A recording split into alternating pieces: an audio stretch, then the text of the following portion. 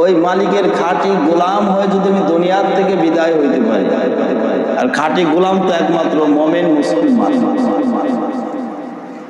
মোমেন মুসলমান ব্যতীত কেউ আল্লাহর খাঁটি গোলাম ততক্ষণ হতে পারবে না যতক্ষণ না আল্লাহ তাকে ঈমান দান না করে। তাহলে সেই মহান মালিকের খাঁটি গোলাম হওয়ার জন্য আমাদের কি পরিমাণ চেষ্টা করা দরকার। অনেক সময় বলি,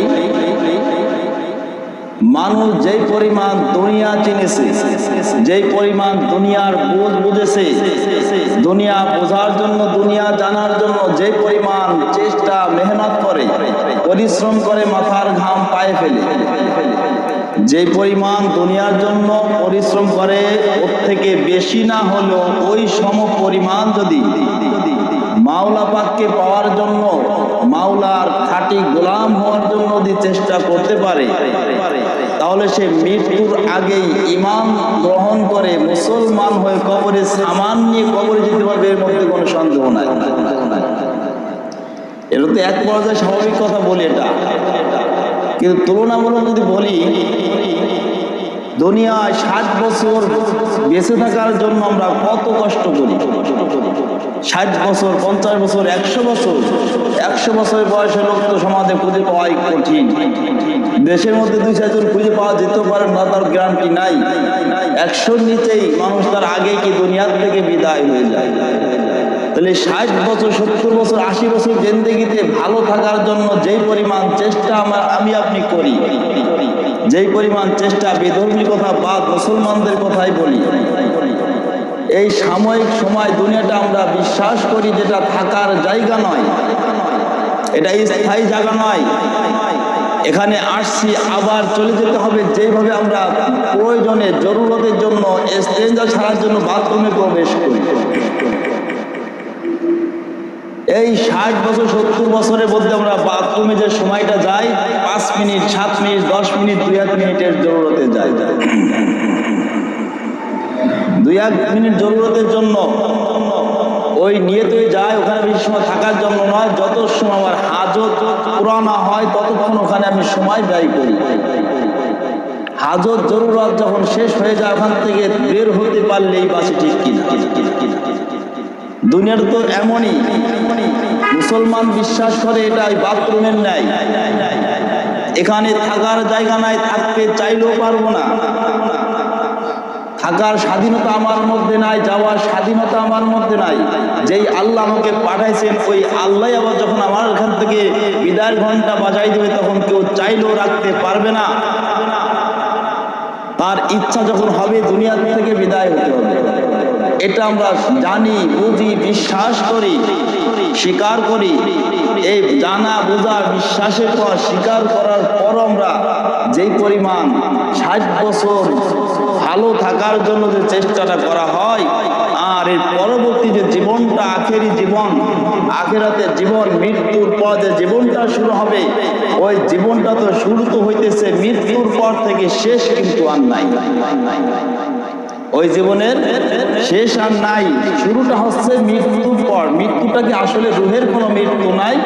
মৃত্যু বলতে আমরা বুঝি রূহ এবং দেহ দুটার সমন্বয় একজন মানুষ যখন এই দেহ থেকে রূহটা আলাদা হয়ে যাবে, তখন এটাকে আমরা মৃত্যু বলি। অর্থাৎ এটাই হচ্ছে পরিবর্তন, দুনিয়ার থেকে বিদায়। এই বিদায়ের পর ওই নতুন জগৎটা যে শুরু হয়েছে, ওই জগৎ আর পরিবর্তন নাই, অনন্তকাল শুরু হয়েছে মৃত্যু থেকে। রূহ থেকে, রূহটা যখন দেহ থেকে বিচ্ছিন্ন হয়েছে, তখন থেকে সময় শুরু, ওই সময় শেষ আর নাই। ওটা অনন্তকাল, ওটা কোনো যত বছর পর না কেন সেটা কমই হয়ে যাবে। তাহলে এই 60 বছর জীবনটা আমরা দেখছি, আসলে 60 বছর নয়, আখিরাতের একদিনও না। যদি 1000 বছর যদি দুনিয়াতে বাঁচতাম, তাহলে আখিরাতের সময় পাইতাম একদিন। 1000 বছরের এই আখির নবীর উম্মতের হায়াতে জিন্দেগি পাই নাই। অন্যান্য নবীর উম্মতরা 1000 বছর জীবিত রয়েছে, 1000 বছর বেঁচে রয়েছে। যারা 1000 বছর বেঁচে রয়েছে, যারা 1000 বছর বেঁচেছে, দুনিয়া হায়াতে জীবন পেয়েছে, তারা আখিরাতের তুলনায় একদিন সময় পেয়েছি। যারা 5000 বছর যদি বেঁচে থাকে দুনিয়ার জীবনে, তাহলে আখিরাতের তুলনায় সে 5 দিন সময় পেয়েছে। তাহলে আমরা সেই সময় লম্বা সময়টা আমরা পাই নাই, আমরা পেয়েছি মাত্র 60 বছর, 70 বছর, 100 বছর আগে আমরা কি দুনিয়ার থেকে বিদায় হয়ে যাই। তাহলে আখিরাতের তুলনায় কত সীমিত একটা সময় নিয়ে আমরা দুনিয়াতে আসছি। যেমন আমরা 60 বছর জীবনের মধ্যে বাথরুমে যাই, সময় কাটাই 5 মিনিট, ঠিক না? ঠিক কিনা? 5 মিনিট সময় কাটাই 60 বছরের মধ্যে 5 মিনিট, অল্প একটু সময়, এটাকে হিসাবের বাহিরে ধরা হয়। তাহলে আমরা 60 বছর যে দুনিয়ার জীবন কাটাইতেছে, 60টা বছর আখিরাতের তুলনায় বাথরুমের সময় থেকেও কম। বাথরুমের সময় থেকেও কম। তাই এই অল্প সময়ের জন্য আমাদের মেহনত করি, তাহলে অনন্তকাল যে সুখের ঠিকানা হোক আর দুঃখের ঠিকানা হোক, ইমান নিয়ে গেলে তো সুখের ঠিকানা, বেঈমান হয়ে গেলে তো দুঃখের ঠিকানা। তা ওই সেই আখিরাতের জীবনের জন্য আমাদের কি পরিমাণ চেষ্টা করা দরকার। যদি আমার 60 বছরের জন্য আমার এক ফোঁটা মাথার ঘাম পায়ে ফেলতে হয়, অনন্তকাল ওই কালে সুখের ঠিকানার জন্য কত ফোঁটা ঘাম আমার মাথার থেকে পা বন্ধ করতে হবে। সাগর যদি ঘামের সাগর বয়েও যায়, তা ওই পরিমাণ মেহনত ওই তুলনামূলক হবে না। এজন্য আল্লাহ রাব্বুল আলামিন যে আমাদেরকে দুনিয়াতে পাঠাইছেন, শুধু এখানে ভাবনা চিন্তা অর্জনের জন্য পাঠাইছেন। আল্লাহর চিন্তা, আল্লাহ সৃষ্টি নিয়ে চিন্তা ভাবনা করতে হবে। আল্লাহ জান্নাত জাহান্নাম সৃষ্টি করেছেন, এটা নিয়ে চিন্তা ভাবনা করতে হবে। আল্লাহর হুকুম মানার জন্য চেষ্টা ফিকির করতে হবে। এই এলেম অর্জন করতে হবে, এলেম অর্জন করে আল্লাহর সন্তুষ্টি অর্জন করতে হবে। দুনিয়ার জন্য আমি কত বুঝেছি, দুনিয়ার যে পথে চললে দুনিয়ার লাভবান হওয়া যায়, ওই পথটা আমি খুব বুঝতে পেরেছি।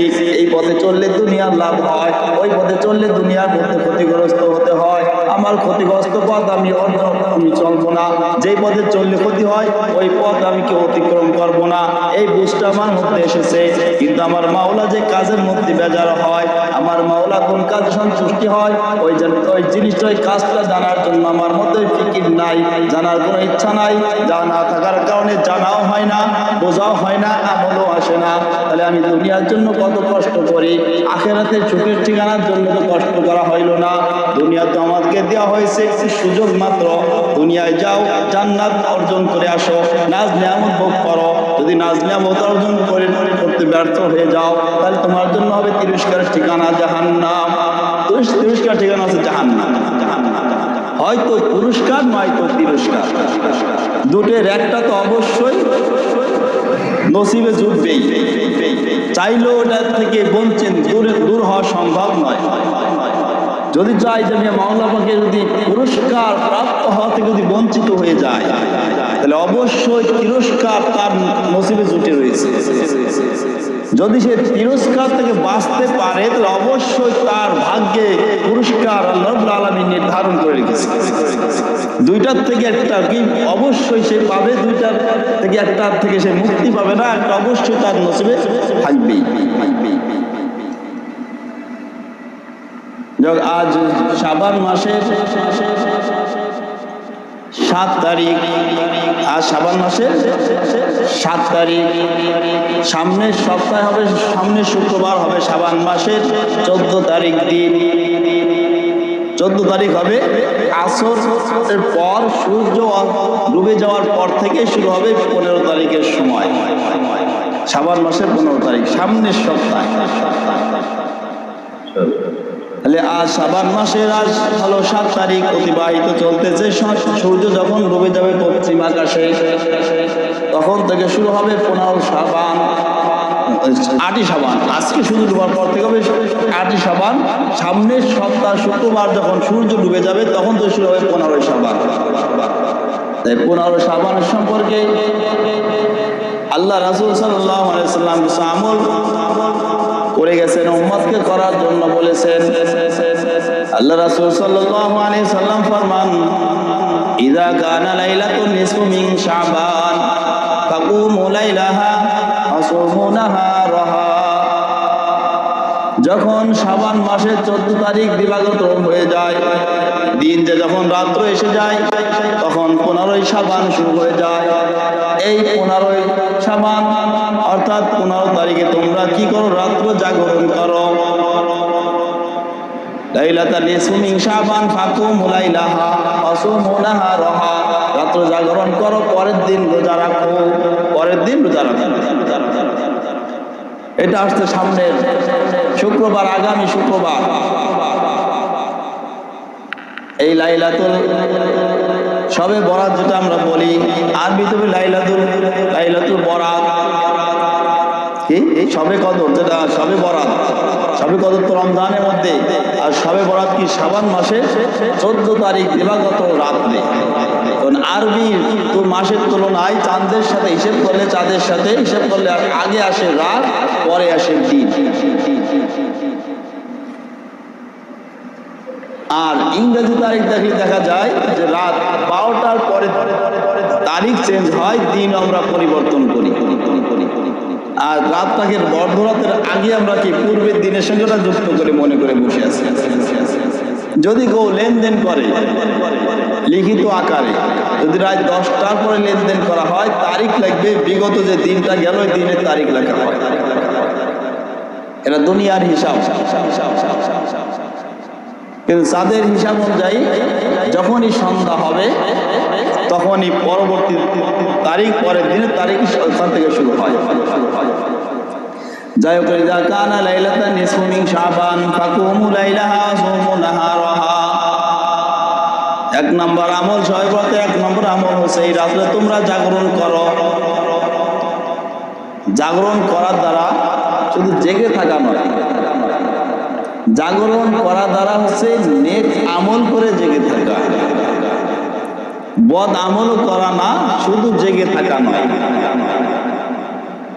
এখন যদি আমরা রাতও ঠিকই জাগরণ করলাম, আনন্দ উল্লাস করলাম, আতশবাজি করলাম, বিভিন্ন হাসি তামাশা করে রাত্রে জাগরণ করে রাত্রে কাটিয়ে দিলাম,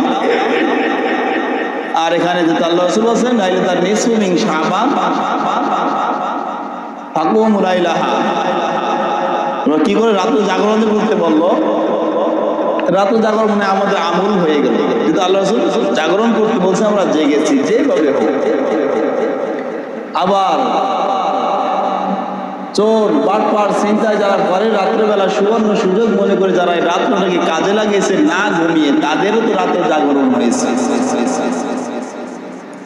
শুধু রাত্র জাগরণ করলেই ফজিলত অর্জন হবে না, রাত্র জাগরণ করলেই আল্লাহ সন্তুষ্ট পাওয়া সম্ভব নয়।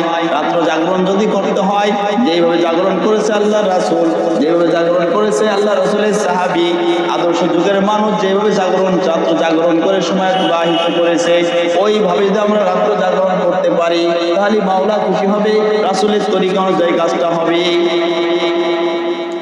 যেখানে রাসূলের তরিকা নাই ওখানেই গোমরাহি। প্রত্যেকটা কাজ, প্রত্যেকটা পদক্ষেপ,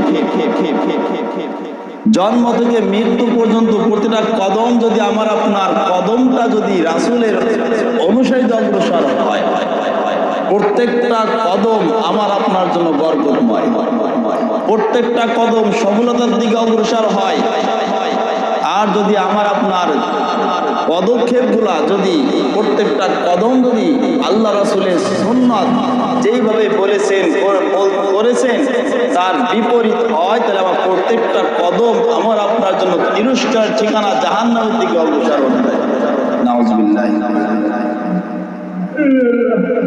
তাই রাত্র জাগরণ করতে হবে, নেক আমল করে রাত্র জাগরণ করা। আসুমু লাইলাহা নাহারাহা আকুমু লাইলাহা আসুমু নাহারাহা, এবং পরের দিনে রোজা রাখা, পরের দিনে রোজা রাখা। তবে আমলগুলো রাত্র জাগরণ করা, পরের দিন রোজা রাখা, এই আমলটাকে আবার কঠিন না মনে করা বসে।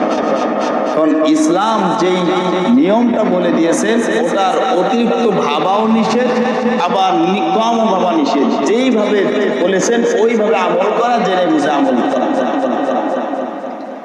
শবে বরাতের রাত্র জাগরণ করাটা এটা নফল, ফরজও নাই, ফরজও না, ওয়াজিবও না। এটা নফল। যদি কেউ যতদূর তার শারীরিকভাবে সুস্থভাবে আনন্দের সাথে যতদূর পারে নেক আমল করে যত জাগরণ করে, মনের সাথে শরীরকে অনেক কষ্ট দিয়ে ঘুমে পড়ে যায়, নামাজে দাঁড়াইছি ঘুমেতে ঢেলেধুলে পড়ার উপক্রম হয়ে যায়, এরপরও চিন্তা করছে না রাত্রে আমার জাগরণ করতে হবে, এত কঠিন ইসলাম না। নফল করা হয়েছে, বলা হয়েছে তোমার আনন্দের সঙ্গে যতটুকু সম্ভব আমি নেক আমল করি। যদি আরো নেক আমল করতে মন চায় কিন্তু ঘুমের চাপে পারতেছি না, কষ্ট বোধ হয়, তাহলে ঘুমিয়ে যাওয়া, একটু আগে ভাগে ওঠার চেষ্টা করা। যদি উঠতে নাও পারি দোষ নয়, তুমি ফজরের নামাজ কাজা না, ফজর নামাজ কাজা না করা, এই রাত্রে যতটুকু পারি সম্ভব হয় নেক আমল করবো। ঘুম আসলে ঘুমিয়ে যাব, আগে ভাগে উঠতে পারি উঠবো, না উঠতে পারলি অন্তত ফজরের নামাজ কাজা না হয় জামাতের সঙ্গে আদায় করে। আর পরের দিন রোজা রাখায়, রোজা রাখাটাও ফরজও না, ওয়াজিবও না, এটাও নফল। যদি কেউ চায় যে রোজা রাখবো, তাহলে একটা নফল রোজা রাখার সব তার আমল নামায় জমা হবে। যদি কেউ চায় যে রোজা রাখবো না, তাহলে রোজা রাখার সবটা পাইল না, কোনো গুনাহ হইল না। ইসলামের প্রতিটা কাজ, প্রতিটা নেক আমল যেইভাবে বলেছে, যেইভাবে শরিয়াত হুকুম করেছেন, ওইভাবে জানতে হবে, জানার পরে আমল করা। যদি যেটাকে সহজভাবে হুকুম করেছে সেটাকে কঠিন করে যদি নেওয়া হয়, এটা অপরাধ। যেটাকে কঠিন করা হয়েছে, কঠিন খরচ করা হয়েছে, ওটাকে যদি সহজ করে দুর্বল করে ফেলি, স্বাভাবিক মনে করি, তো এটাও কি বিপদ। অতিরিক্ত ভাবাও যাবে না, কমও ভাবা যাবে না, যেভাবে আছে ওইভাবে জেনে বুঝে আমল করতে হবে। তাহলে 2 নম্বর আমলটা গেল পরের দিন রোজা রাখা। 1 নম্বর আমল হলো রাত্র জাগরণ করা নেক আমলের দ্বারা। 2 নম্বর হচ্ছে পরের দিন রোজা রাখা। 3 নম্বর আমলটা আল্লাহ রাসূলের হাদিস থেকে, আয়েশা রাদিয়াল্লাহু তাআলা আনহা থেকে প্রমাণিত আরেকটা আমল হচ্ছে ফাইনাল্লাহা তাআলা ইয়ানজিলু ফিহা লিগুরুবি শামসি ইলাস সামাই দুনিয়া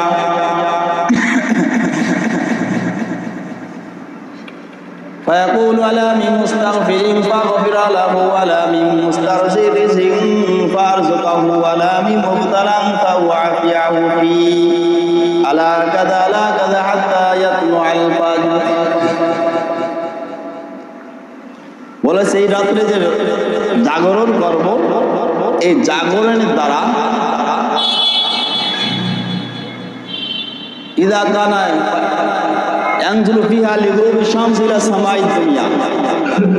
এই সবে বরাতের রাতে আল্লাহ রাব্বুল আলামিন প্রথম আসমানে নেমে আসেন।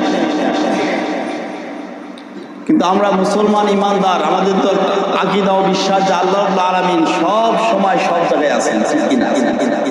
একটা জায়গায় সীমাবদ্ধ নয়।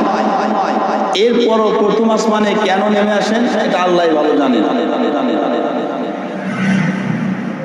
আল্লাহ রাসূল বলেন এই রাত্রে আল্লাহ রাব্বুল আলামিন প্রথম আসমানে নেমে আসেন, নেমে আসে বান্দাদেরকে লক্ষ্য করে বলতে থাকেন আয়াকুল আলামিন মুস্তাগফিরিন ফাগফির লাহু। তোমাদেরকে আসলে তোমরা পাপ করেছো, অন্যায় করেছো, না বুঝে গুনাহ করেছো, শয়তানের ধোঁকায় পড়ে বোকা হয়ে গুনাহ করেছো, নফসের ধোঁকায় পড়ে গুনাহর মধ্যে লিপ্ত হয়েছো। এমন কেউ আসো যে আমার কাছে মাফ চাবে, আমি আল্লাহ তাকে মাফ করিয়া দিব। এইভাবে বলতে থাকে বান্দাদেরকে লক্ষ্য করে। মানুষ তো ধোঁকায় পড়ে বোকা হয়, অনেক অনাকাঙ্ক্ষিত কাজও করে বসে অনেক সময়, যে আসলে সে জানে যে অপরাধ, কখনো করবো না নিয়ত করি, অনেক সময় অনেক মেলে পড়ে, অনেকে বেকায়দা পরেও কি গুনার মধ্যে লিপ্ত হয়, ইচ্ছায় হয়, অনেকে অনিচ্ছাকৃতভাবে জড়িত হয়ে যায়। আল্লাহ রাব্বুল আলামিন তাই বলছেন তোমরা যে গুনাহ করেছো, অপরাধ করেছো, এই অপরাধ থেকে মুক্ত হওয়ার জন্য তোমরা কে আছো, আমার কাছে মাফ চাও, আমি আল্লাহ তোমাকে মাফ করিয়া দিব। এরপরে বলা হয়েছে আলামি মুস্তারজিকিন ফারজুকাহু, তোমাদের যাদের রিজিকের অভাব রয়েছে, যারা অভাবের মধ্যে রয়েছে, অভাব অর্জনের মধ্যে সময় অতিবাহিত হইতেছে, যারা অভাবে রয়েছে, রিজিকের অভাব যাদের মধ্যে রয়েছে, আমি আল্লাহ আমার কাছে চাও, তোমাদের রিজিকের অভাব আমি আল্লাহ দূর করিয়া দিব। এইভাবে গুনাহ মাফ চাইতে বলে, গুনাহ মাফ চাও, আমি আল্লাহ তোমার গুনাহ মাফ করে দেবো। অভাবে আসো, অভাব থেকে মুক্ত হওয়ার জন্য আমার কাছে দোয়া চাও, আমি আল্লাহ তোমার অভাব দূর করিয়া দেবো। অসুস্থ আসো, সুস্থ হওয়ার জন্য দোয়া চাও, আমি আল্লাহ তোমাকে সুস্থতা দান করবো। এইভাবে এক একটা করে করে বলতে থাকে আল্লাহ আলামিন যে তোমরা আমার কাছে কে চাওয়ার আছো চাও, আমি আল্লাহ তোমাকে দিব। আর আল্লাহর কাছে চাইলে আল্লাহ কি হয়? খুশি হয়, না চাইলে হয় বেজার।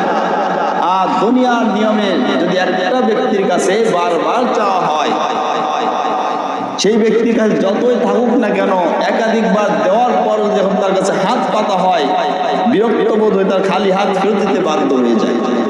কতবার দিব তোকে? এইমাত্র দিলাম, প্রত্যেকদিন দিতেছি, আবার কেন হাত পাতলি? যতই চাবে দুনিয়াতে ততই বিরক্তবোধ বেড়ে যাবে।